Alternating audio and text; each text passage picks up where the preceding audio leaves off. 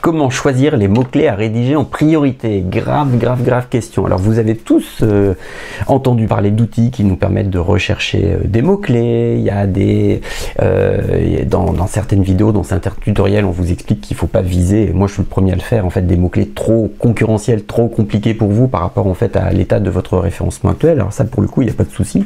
Puis souvent après, on se retrouve quand même avec une liste de mots-clés relativement importante et on a du mal à savoir en fait par où commencer. Donc moi je vais vous donner un petit outil. Du coup, ceux qui sont abonnés à 24PM Academy peuvent le télécharger. Les autres, vous pouvez me le demander. C'est un petit outil très simple, hein, c'est un tableur Excel. Alors vous pouvez faire exactement la même chose sur Airtable ou sur Google Sheets par exemple, sur n'importe quel autre tableur en ligne ou open source comme LibreOffice, qui me permet moi en fait d'objectiver le niveau de priorité que je donne aux mots-clés, alors moi pour mes propres besoins ou pour les besoins pour le coup des clients. Donc évidemment, donc là dans une colonne du tableau, là on a le mot-clé. Ensuite, on a le nombre de recherches mensuelles, le nombre de fois où le mot est demandé chaque mois, parce que forcément, le potentiel du mot détermine quand même un petit peu le fait qu'on ait envie de s'y intéresser ou pas. Après, moi, j'indique quand même une colonne un petit peu de consolidation. Est-ce que le mot-clé, il est vraiment, il nous permet de toucher une cible qui se situe dans notre périmètre pertinent pour le coup à nous. Donc, je vais vous expliquer ça. Ensuite, par rapport à il y a une typologie, je crois, de mots-clés qui tournent depuis 2-3 ans dans le monde du référencement. On aurait des mots-clés informationnels, navigationnels et transactionnels.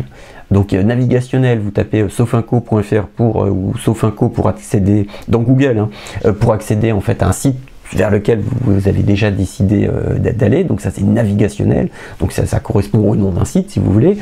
Informationnel, je recherche une information. Alors une information sur quoi? Une information sur un produit, auquel cas ça peut intéresser ceux qui vendent le produit, ou une information sur la guerre en Ukraine. Là, ça n'a strictement aucun intérêt du point de vue commercial. Une information sur un produit, c'est quel type d'information sur les effets nocifs du produit, un comparatif produit, etc. Et puis après, il y aurait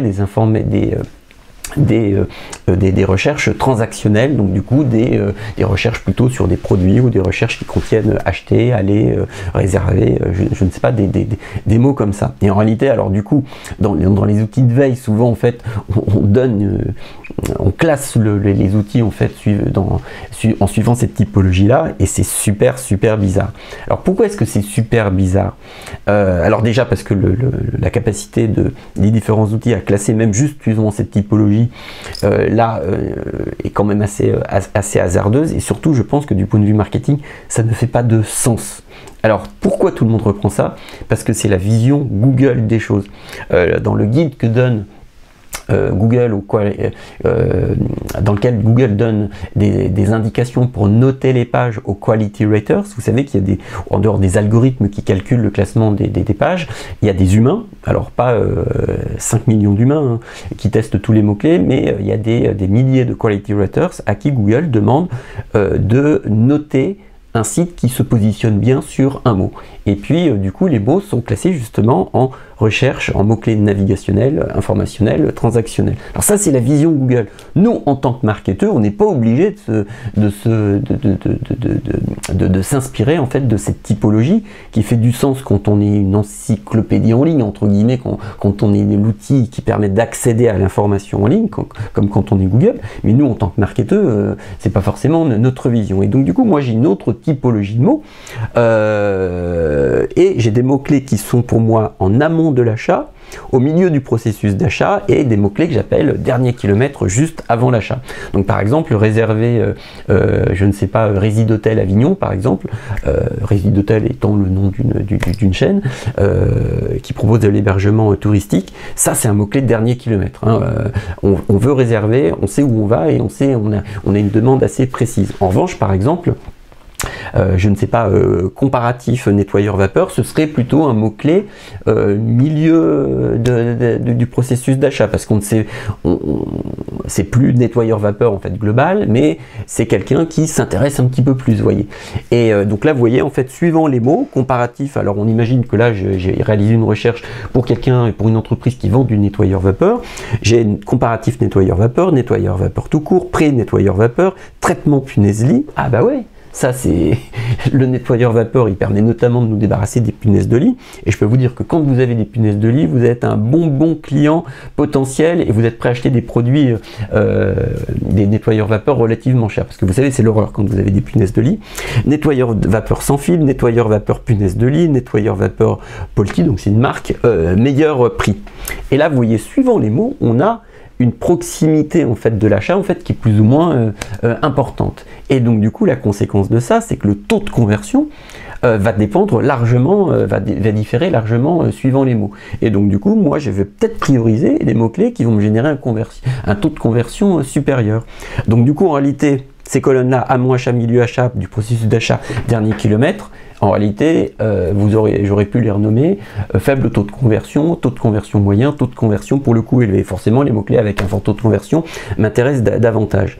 Quoique, parce que moi, derrière les mots, j'imagine que je vais vendre peut-être un produit ou un autre.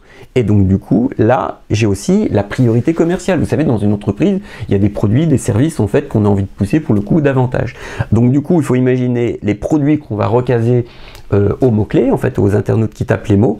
Et puis du coup, essayer d'imaginer s'il y a des mots qui vont nous apporter des prospects qui seront plus enclins à acheter les produits les plus importants pour nous. Ensuite, espérance de chiffre d'affaires. Alors d'accord, il y a des produits que je veux pousser, mais que je vais vendre à 25 €. Il y en a d'autres à 250 €. Peut-être que je dois prendre en compte aussi l'espérance de gain au-delà du taux de conversion. Et puis enfin, il y a mon indice de concurrence. Donc là, j'ai déjà réalisé des vidéos pour estimer quel était le niveau de difficulté à se positionner sur un mot.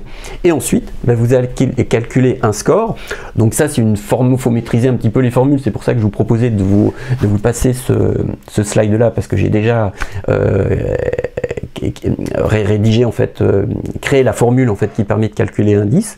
Et là, en fait, on va avoir un indice qui va nous permettre d'avoir un système de priorisation des mots-clés en fait extrêmement rapide et extrêmement objectif. Alors évidemment, là comme tout est déterminé par la formule de calcul et le poids que j'ai donné aux différents éléments, c'est pas quelque chose qui est parfait, mais qui permet pour le coup d'objectiver. Alors pour le coup, petite dédicace à l'un de nos clients qui est l'expert comptable que l'on a commencé à accompagner en fait en 2009. Puisque c'est le boss Arnaud Doyon de ce cabinet d'expertise comptable en fait qui m'a, on va dire, un petit peu inspiré ce tableau-là. Lui, il avait mis en place un système encore beaucoup plus élaboré, alors qui était plus adapté pour le coup à son cas à lui, mais qui m'a donné envie un petit peu de systématiser cette approche. Donc du coup, si vous voulez ce tableau-là, vous êtes abonné à 24PM Academy, vous pouvez le télécharger facilement, et sinon, pour le coup, vous me contactez.